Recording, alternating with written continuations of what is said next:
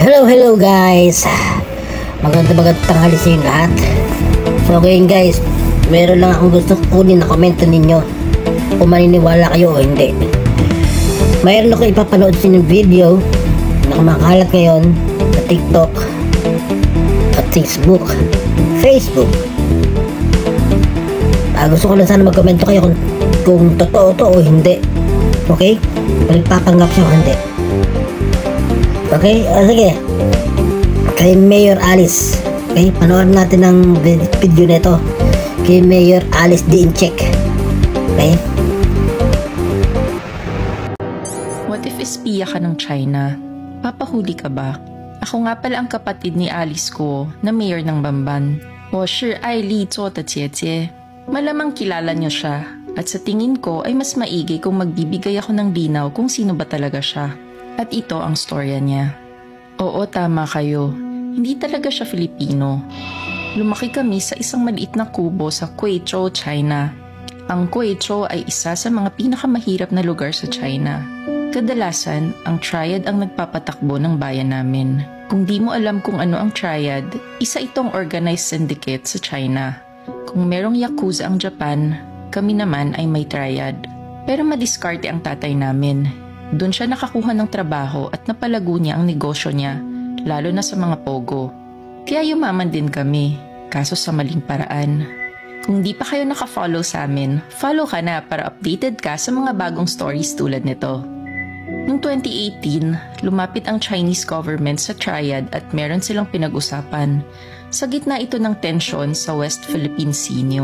Sabi ng gobyerno, what if magtanim tayo ng sleeper cell agent o espiya sa Pilipinas, pero hindi dapat malaman na ang Chinese government ang nagpadala nito in case mahuli. Dito na papasok ang triad. Aakuin nila ang sala just in case worst comes to worst at magkabukingan.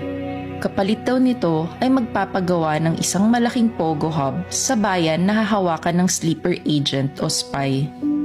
Bahala na ang triad kung ano ang gusto nilang gawin sa pogo hub. Isa pang kondisyon ay dapat sila din ang mag-finance ng operasyon. Ang training ng spy ay sagot ng gobyerno ng China dahil wala rin namang kakayahan mag-train ang mga triad members. MSS ang mamamahala dito. Ang MSS ay ang Chinese counterpart ng CIA sa US. Ewan ko naman sa tatay namin at kami ang vinolunteer. At dito nagsimula ang training namin ni Ate Alice. Sinama ako sa training as a backup just in case may mangyari kay ate. 2 years din kaming nag-training. Ang hirap maging espiya.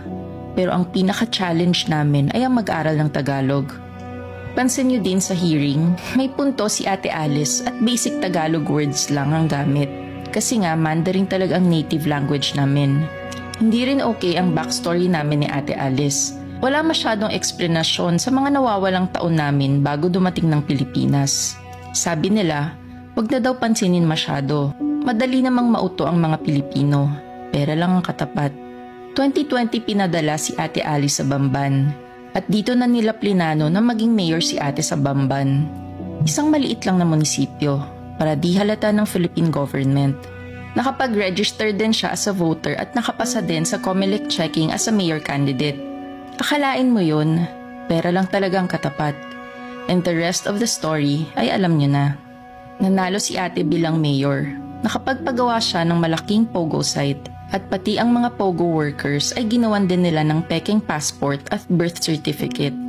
Marami ring natutunan si Ate Alice sa Philippine government, lalo na sa emergency response nila in case may aatake. Lalo na din ang mga plano sa West Philippine Sea. Yun nga lang, na-raid ang pogo site na ito at na-trace kay ate. Magaling din si Ate Alice at nalulusutan niya ang mga tanong. Ang nakakatawa dito, kung sa ibang bansa ito, bitay ang katapat ng espionage. Pero dito sa Pinas, parang circus lang. Nakakatawa. Kaya nakikiride na lang din ng Chinese government sa circus na ito. Ginawa ng madramang backstory si ate, na sa farm lumaki at anak ng katulong. Kasi mahilig sa mga gantong storya ang Pilipino. Nakakaaliw. At hanggang ngayon ay di pa rin inaaresto si Ate Alice. Kamote talaga ang Pilipinas. Pero kausap ko siya last week. Sabi niya, nagustuhan na daw niyang tumira sa Pilipinas. Ayaw na daw niya maging spy. Pipiliin niya daw ang Pilipinas. Sabi ko naman, papatayin siya ng triad or ng MSS kung malaman nila ito. Di ko na rin alam kung ano nangyari, kung sinabi niya ba o hindi. Di ko rin alam kung isang propaganda ang sinabi niya sa akin at ito din ang next niyang sasabihin sa media. Ang alam ko lang, ilang araw ko na siyang di nakakausap. Baka napatay na siya ng MSS or triad dahil pinili niya ang Pilipinas. Oo, tama kayo. Hindi talaga siya Filipino. Lumaki kami sa isang maliit na kubo sa Quezhou, China. Ang Quezhou ay isa sa mga pinakamahirap na lugar sa China. Kadalasan, ang triad ang nagpapatakbo ng bayan namin. Kung di mo alam kung ano ang triad, isa itong organized syndicate sa China. Kung merong yakuza ang Japan, kami naman ay may triad. Pero madiskarte. So, ayun nga guys. Guys, nadinig na diba yung revelation niya? Kaya tatanungin ko guys. Tatingin nyo totoo o hindi? Legit ba to o hindi? Yan ang mga katanungan dyan guys. Kasi, pwede kasi mangyari dyan, ano siya, dubbing ang ginawa. Hindi yan yung tao, pero dinab. Pwede naman totoo, na siya nga yan, pero nagsisinungaling siya. Kasi, malabo kasing, kapatid mo, nauna ka pa sa kapatid mo na magsabi ng revelasyon na gano'n. Diba? Tsaka, bakit sa China sila pinanganak? Ang pinagtataka ko, 2020 sila dumating ng Pilipinas. 24 na ngayon. Kailan siya naging mayor? Ibig sabihin sa isa o dalawang taon, kilala na siya ng mga tao ron. Kilala na siya ng mga tao. Or binayaran niya lahat ng tao. Kahit hindi siya kilala, binayaran niya ng malaki para maging mayor siya. Ganun lang yung makasimple eh. Pero ang akin lang guys, gusto ko lang malaman yung palagay ninyo. Itong mga video na ito, ay totoo o hindi. Gawa lang ba ng mga inutil na content creator o hindi? Ayun ang gusto malaman. Kasi kung ano, pwedeng imbestigahan yan eh ng komite ng Senado. Pag nakita ang video nito, may nagpresenta ng video nito, ito yung kapatid niya, dadalhin doon ngayon yan. Kasi siyempre maniniwala, dadalhin ngayon yan, imbestigahan yan kung talagang totoo yung video niyan. Kapatid niya ba yun o hindi? Ganun. Kaya, maraming mga content creator na may masahid sa ulo eh. Magawa ng content kahit mali. Kahit ano ginagawa, basta lang magkaroon ng content. Para kumita ng barya-barya. Maraming ganyan ginagawang hanap buhay ang pagiging content creator. Kahit na nakakasira na o ano. Kahit na pangit hindi. O hindi. Gagawa. Ito pa naman mainit na ano pa naman to, talakayan. Itong kay Mayor Alice. Diba? Dahil puro nga siya farm. Sinungaling pa siya. Meron nga isang video na nagsasalta siya na inchik eh. Fluent magsalta ng inchik eh. Meron siyang video na sa opisina pa siya. Inchik na inchik. Talagang kasabi niya, Pilipina raw siya. Magaling magpalusot. Tama yun, yung di ba yung sa video, sabi nga nung sinasabi, yung nagpapanggap na kapatid niya, sabi, magaling siyang sumagot. Di ba? Parang binibisto niya na yung kapatid niya, binibisto niya. Ewan ko ba? Kung ano yan? Kailangan guys, malaman natin totoo kung ito ba yung legit na kapatid o hindi. Kung nagpapanggap ba o hindi.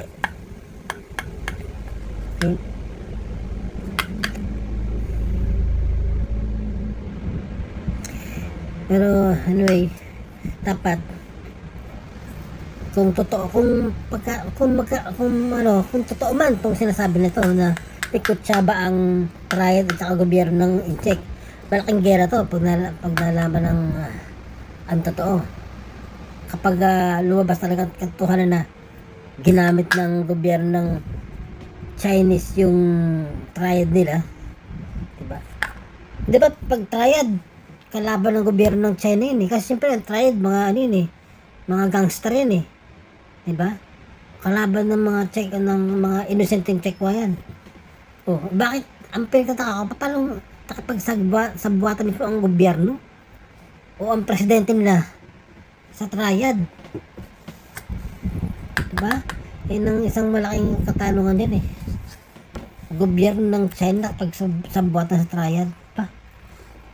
Malapit yan. Talagang may sariling pag-iisip at mundo ang Inchika. Kaya pag Inchik, pag mga Chinese na ganyan, mahirap pagkatiwalaan.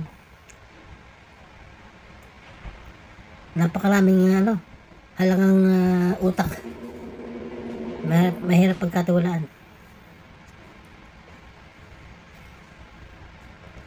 Kita nyo? Gobyerno nakipagsabuatan sa trial ba?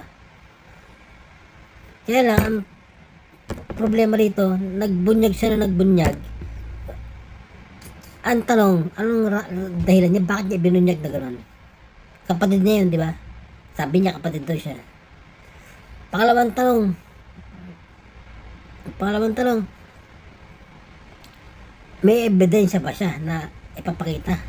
Dapat, once na ibinunyag niya, sabayan na ng ebidensya, di ba guys? O, para yung mga tao na manonood sa kanya, paniniwala. Eh kaso, meron pa siyang follow kung subscribe o follow, diba? Para nagko-content lang. Kaya nga, tinatanong ko, ito ba legit o hindi, guys? Kaya pong mag-obserba kung ito ba dinab, ipapanggap, o talagang tunay nga, legit na kapatid. Kasi pakiramdam ko sa akin, dubbing lang eh. Hindi naman kapatid to eh. Kumbaga content lang, dubbing.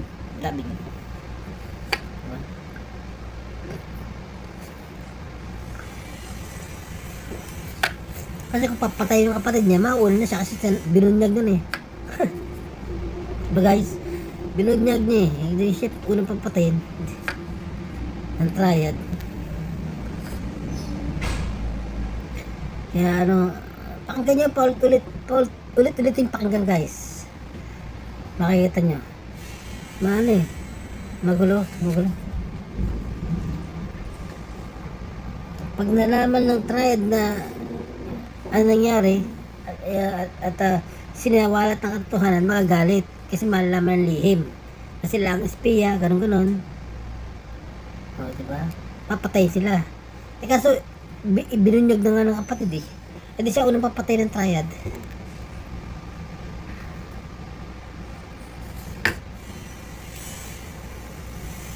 Tunjik talaga ito.